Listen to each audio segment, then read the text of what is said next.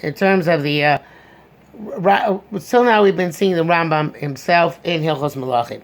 I want to go expand that a little bit and talk about the Rambam elsewhere, but first about the Ravid.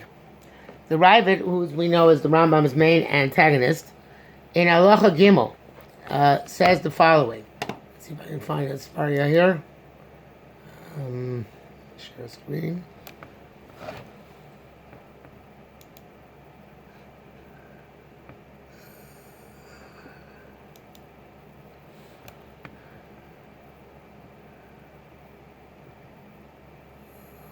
Which one is it?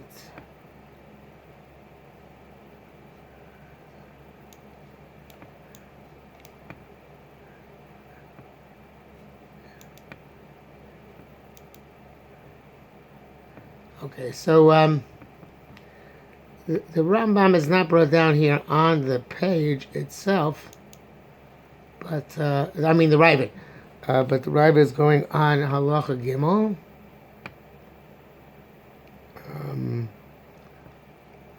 Here, let's see if it's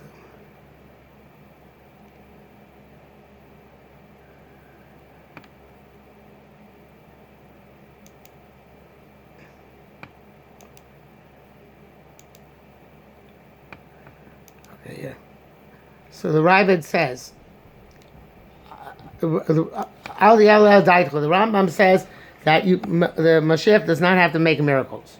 So Ravid disagrees. Al Yal Daitcha, he says, Amar Avram. The Ravid's name is Avram, so Amar Avram means the Ravid's saying.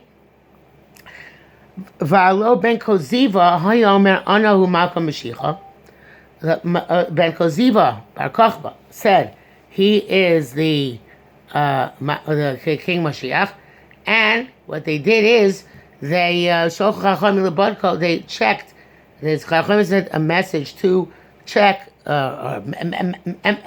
agents to check imorach v'doin, if he can smell and judge olo or not. Became the law haki, and since he wasn't able to do that, katlu, they killed him.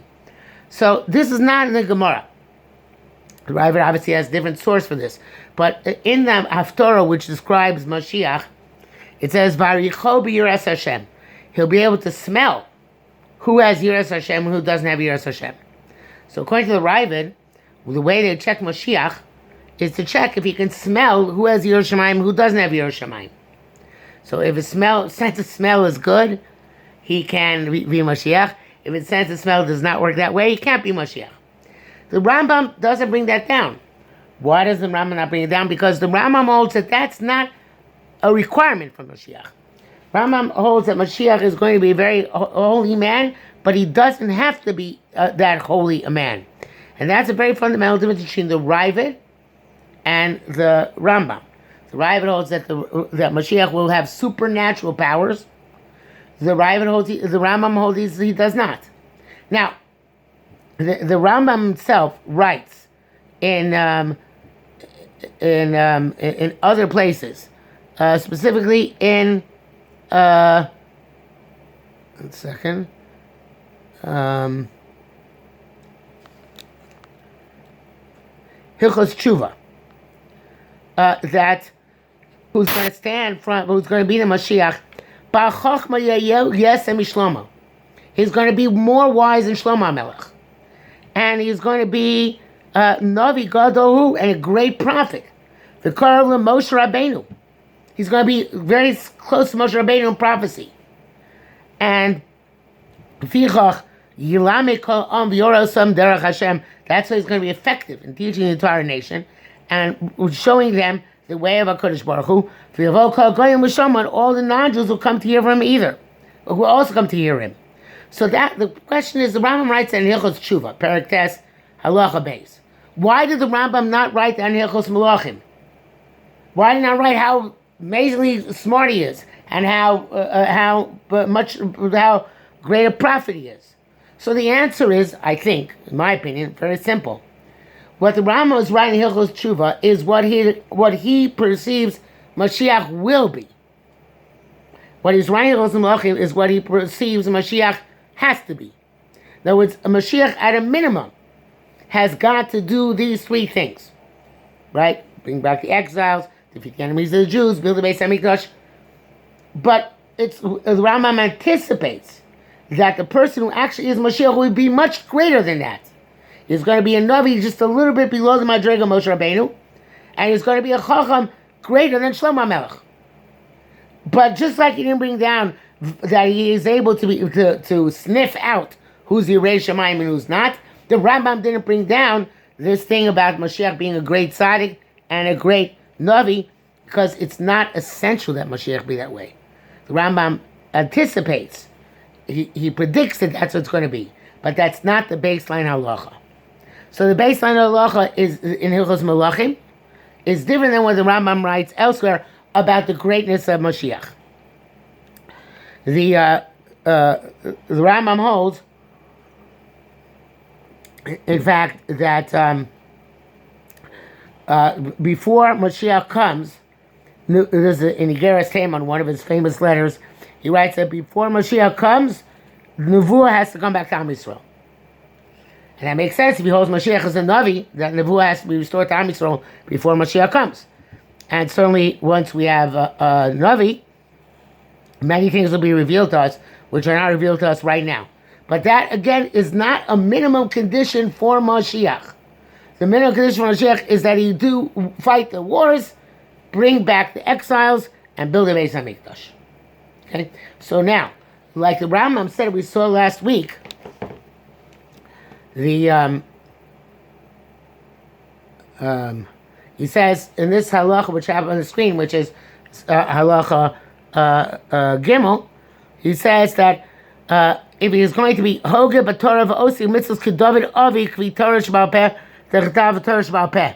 He's going to be involved in Torah mitzvahs like David, his father, his forefather. It doesn't mean that he's going to be as great as David HaMelech, although elsewhere the Rambam says he is. It means he has to be a frum Jew. He's got to follow Torah mitzvahs just like David HaMelech did. He can't be a king in the mold of David HaMelech unless he's going to represent HaKadosh Baruch Hu in this world.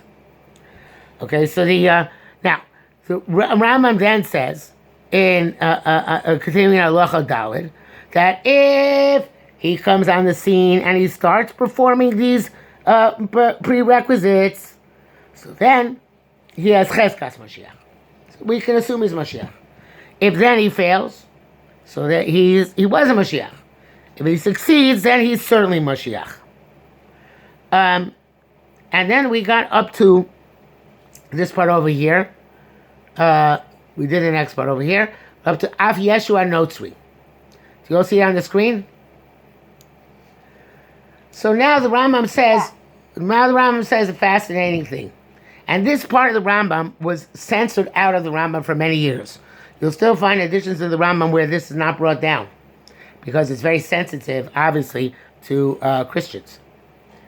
Af Yeshua Notzri, even Jesus the Nazarene, who came from Nazareth, Shedima Sheyeh Mashiach, according to Rambam, he thought he would be Mashiach. V'nerag bebeistin, according to the Rambam, he was killed by the Sanhedrin. The Gemara seems to say that in Masechah Sanhedrin. The Rambam thought he was Mashiach? No. Rambam says that Jesus thought he was Mashiach. Did he think he was God? No, actually, he never says that. That is something which comes later on in Christianity. The elevation to God was after Jesus actually died. Paul, that was part of the process which elevated him to be a God. He himself never claimed that. So it's an important point, because the non-Jews always say that we killed Jesus, and much Jewish blood has been spilled over the years, especially around Easter time when Jesus was killed. That because the Christians said the Jews killed Jesus. In fact, in the New Testament, although the Jews did not like Jesus, he was actually killed in the end by the Romans. But according to the Rambam, he was killed by Sanhedrin. Now, it's also interesting that if it was done by Sanhedrin, it's probably the last capital crime that Sanhedrin judged.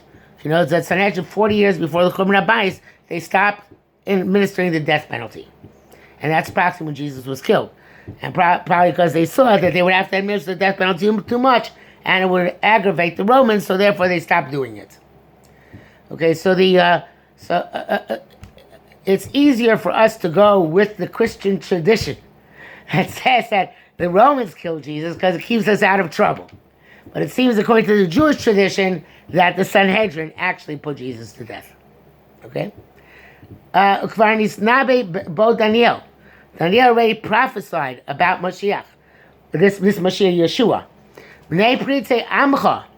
The children of the violent among your people, although I wouldn't translate violent, I would say the people who are parrots means the ones who are not properly bound by religion. They are broken out of the religious parameters. They'll uplift themselves, la'amid chazon, to try and sustain the prophecy which was given about Moshiach, b'nichsholu, and they're going to fail. Is there a greater failure than this? Shekol Nevi'im dibru sheMashiach go el Yisrael Moshiach. All Nevi'im said that Mashiach is going to come, redeem the Jews, and save them. And gather them their exiles. And fortify their mitzvos. And Yeshu garam la'beid Yisrael b'charav, because that Am Yisrael was destroyed by sword. As you know, that many Christians killed many Jews. And they scattered our remnant and subjugated them, held them down.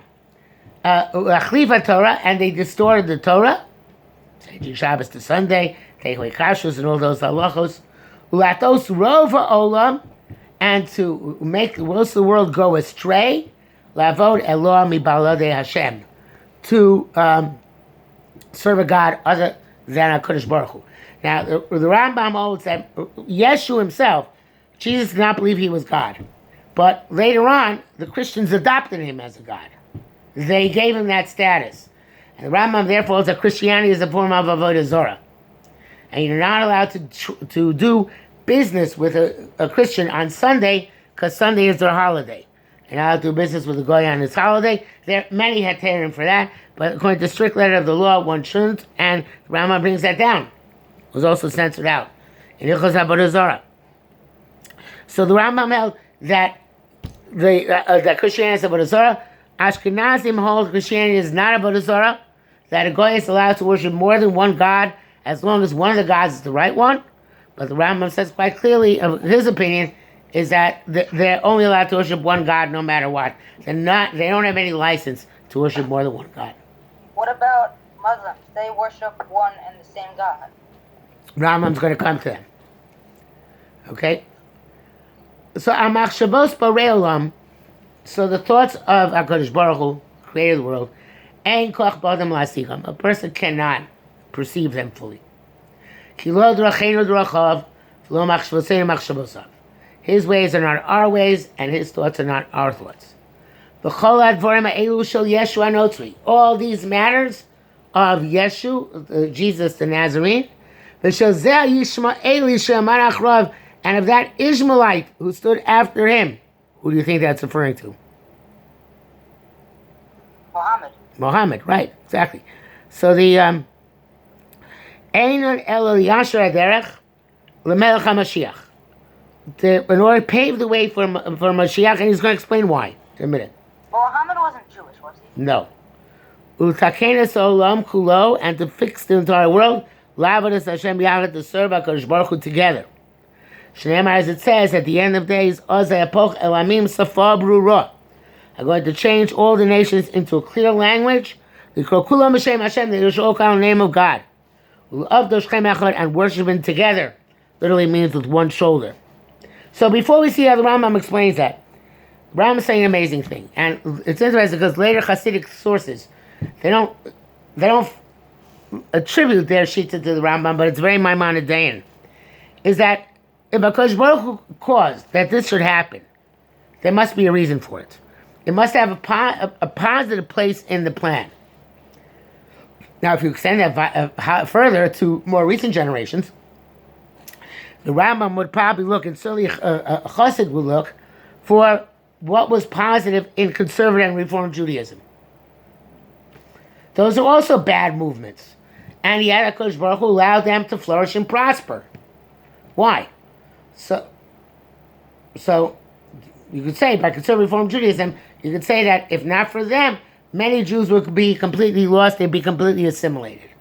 So therefore, the non-Orthodox segments of Judaism have a positive role to play, besides all the negatives, which is that they keep Jews Jewish. And eventually, we can come and they can do tshuva. But every phenomenon in the world has to have some reason why HaKadosh Baruch Hu put it there, if it's a significant and major thing which goes on. So the Rambam has to explain, how do Christianity and Islam fit into the master plan? So he says, Ketzad, how so?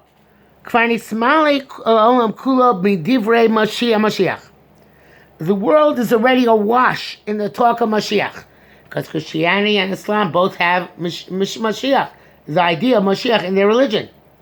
The second coming, or wherever in Islam, I don't remember what Mashiach is, how Mashiach is represented, but also they have this idea, this notion of there being a Mashiach. Besides that, Midivra Torah and Midivra Mitzvos, also the words of Torah and the words of Mitzvos had become widespread in the world. The Christians, they added on a Bible, the New Testament. The Muslims, they replaced the Bible with the Quran, but the Quran is heavily, heavily based on Jewish sources. And they also regard the Tanakh as having holiness, even though the Quran replaced it.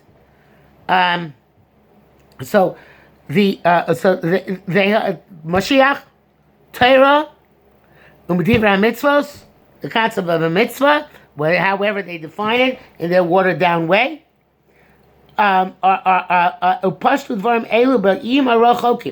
these matters have spread into the distant islands, Uva'amim Rabim, and in many nations, Arle Lev, who had a heart which was thick and coarse and didn't understand. And they discussed these matters. Over mitzvah Torah and the mitzvos, mitzvos elames, the kvar butler was manazeh. Some of them say the mitzvahs are true, were true, but they no longer apply. That's the Christians, right? And they were not full time. Velu Amrim, and the Muslims say Dvarim Nistoros Yesh Bohem. And they are. I'm not sure actually if that distinction is right. I think both Christianity and Islam fall into both categories. So he says that some people say that they were canceled. Other people say that they're not to be taken literally. And the Messiah came, whether it's Jesus or Muhammad, and revealed the secrets in them.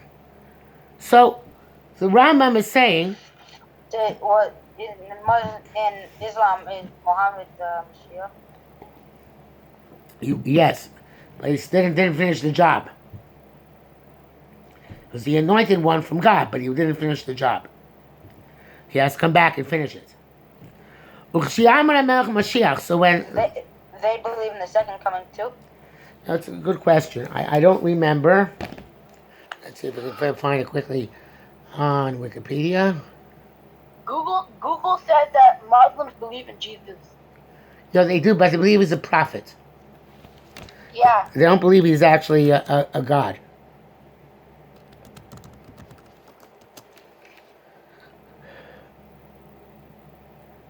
In Israel, oh, no, are you right? He sees that he will be the Messiah. Yeah, they do. I did not know that. That's interesting.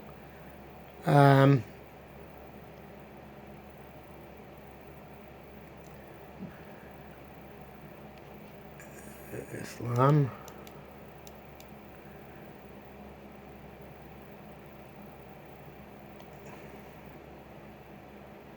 They don't have the term Messiah.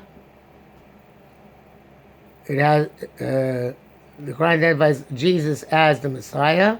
It's the second coming, right there. Yeah, at the time second coming, the time magician, Jesus will come again and exercise the power of healing. He will forever destroy falsehood as embodied in Dajjal, the great falsifier, the Antichrist. Then God will reign forever. Okay, but then you have another one. Isa, the son of Miriam. I don't know who this is. And he's going to come and defeat the false Messiah. And there's also the Mahdi, who comes shortly before the second coming of Jesus. There was a guy in the 1800s who claimed he was the Mahdi, and he got into a big fight with the British until ultimately he was killed. So they have some form of Messiah, whether it's Jesus or this guy Isa. So in any event, they have the notion at the end of days things are going to be fixed, right? And they understand that this world has a problem which has to be fixed at some point. So getting back to the Rambam.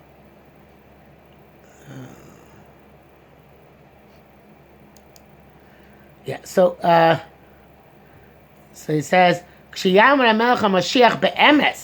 when the true king Moshiach comes, v'yatzliach, and it'll be successful. V'yarum, you'll be uplifted, v'yinaseh, and lofty, miyad, mili, and kulam chosim v'yodim. They come back and they know shesheker nochel avosayim, that they inherited falsehood from their forefathers, and their prophets and their forefathers led them astray. So the Rambam holds that the truth is, let me go off a little bit of tangent. The truth is that we Jews should be sending missionaries all over the world to teach non-Jews about God, about Har Sinai, about the Shem Mitzvahs B'nai Noach. We don't. We don't for many reasons, perhaps not such great reasons, but we don't do that. We basically, according to Rambam, are relying on the Christians and Muslims.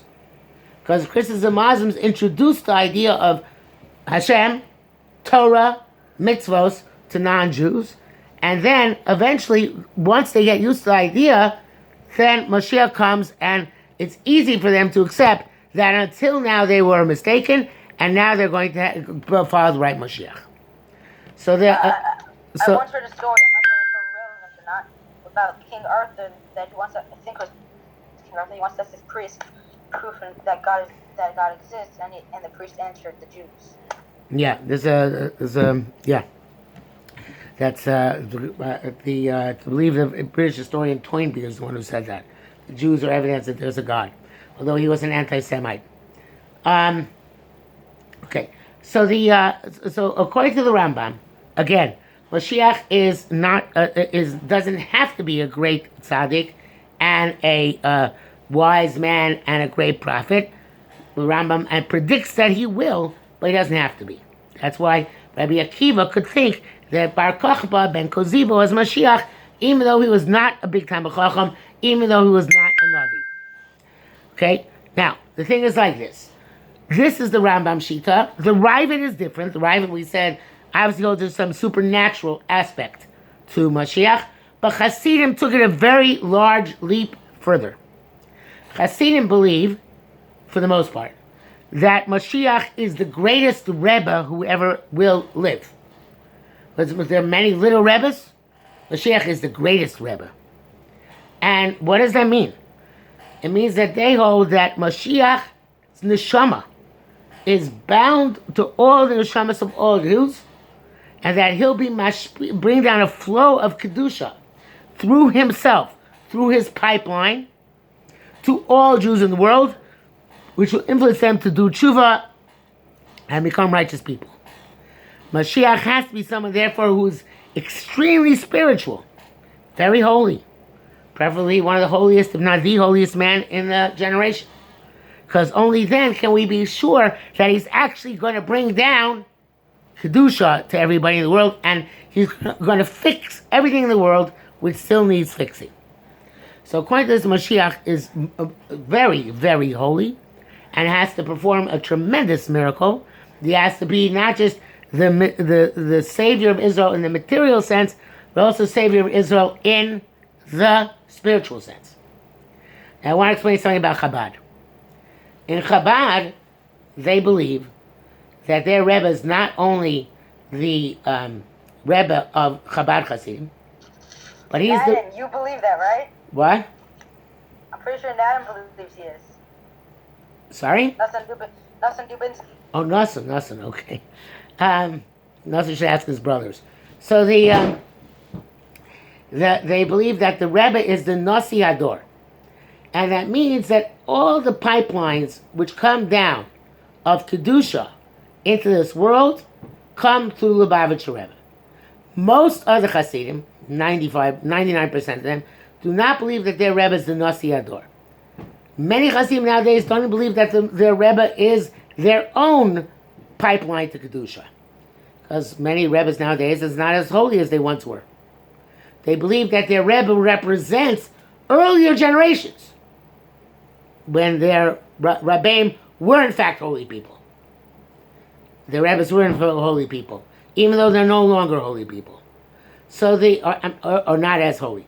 But they represent them because they're descendants, so therefore they represent them. But the idea of having all the pipelines of Kedusha come down through a Rebbe, for most Hasidim means for the Hasidim who have dveikus in that Rebbe. For the Lubavitcher Rebbe, the Rebbe is the one who connects all of the generation to HaKadosh Baruch Hu. He's called the Yechida Klolis, which means the grand unifier. He unifies everybody. Now, Mashiach is a super Yechida Klolis, according to Chassidus. He's the one who unifies everybody and everything from the beginning of time till the end of time, to the extent that he's fixing to HaKadosh Baruch Hu. He's the tool by which dveikus in Hashem will occur for everybody else, to the extent it's lacking. So therefore, if you're a Lubavitcher, and you believe the Chasam Sofer and others who say there's a candidate for Mashiach in every generation, there's only one candidate. Who's the only candidate? Lubavitcher Rebbe. Because who else? He's already the Nasi Hador. And he's the head of the entire generation. So certainly... Who's on trial this generation? What? Who's on trial for this generation? Oh, that's why Lubavitcher still, for many of them, still believe that Rebbe is Mashiach, whether he's dead or alive. Because there was no next Rebbe. Now, it's each Lubavitch Rebbe in turn would be the Mashiach. Because the Rebbe didn't have any kids. Right, that's the point. But had they appointed another Rebbe, so then the mantle of Mashiach would have been transferred to the next Rebbe. Rubashkin. But since there's no Rebbe, so therefore no new Rebbe, it remains. Hashem Yerachim. It remains with the old Rebbe. So therefore, in Lubavitch, they're almost compelled to believe that the Rebbe is Mashiach. Because the way, because since he is the one who unified the entire generation with Hashem, he's the best candidate to be Mashiach, who unifies all generations with Hashem. And when he's alive, he's the best candidate. And if there's a Mashiach in every generation, that means even if he dies, he's still the best candidate. And there is no other candidate altogether. So